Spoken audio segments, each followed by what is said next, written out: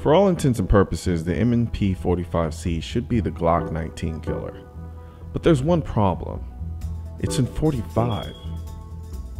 Why won't Smith & Wesson just make this thing in 9mm and stop trying to pass off the M&P 9C as a Glock 19 contender? The 9C is the gun no one asked for. Now, I do like the 9C, and I carry it sometimes, but do as I say, not as I do. As a compact 45, I love the 45C.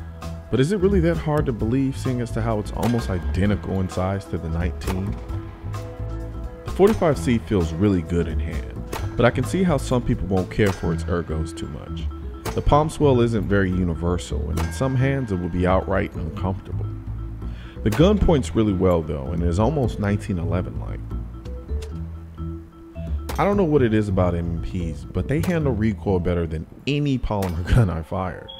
The recoil sensation on M&Ps are velvety smooth, and the 45C is no exception.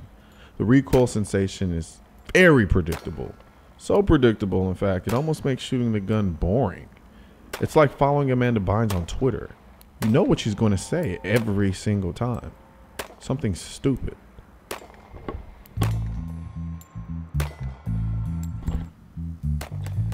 Even under rapid fire, this gun is extremely manageable.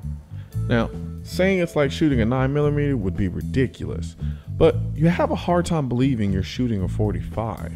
Kind of like I have a hard time believing no one at Smith & Wesson thought to make this gun in a 9mm. The one thing I can say about this gun that I don't like is the trigger. It's just so nothing. No reset, no clear definable wall, ambiguously long slack. I'm just not impressed with the M&P trigger. The Glock trigger tries to kill you when you reset it. Springfield triggers, though long, give a smooth ride to the reset, and it actually has one. SIG triggers are like watching Tosh.0. You never quite know what you're about to experience, but you experience something. But the 45C and all M&P sans the shield give you nothing. Now, when it came to accuracy, well, I shot and shot and shot, and I couldn't get anything consistent until I realized the sights were off. So now I have to do a follow-up video with this damn gun because the sights were off, and I started jacking around with 50-yard shots with the shield and lost daylight. At this point, I'm a fan of the 45C, the same way I'm a fan of smooth flights. Predictably smooth and a little boring, but you like it that way. This gun is giving the Glock 30 a serious run for its money. And as a matter of fact, I think I'll be running those two head-to-head here pretty soon. Low.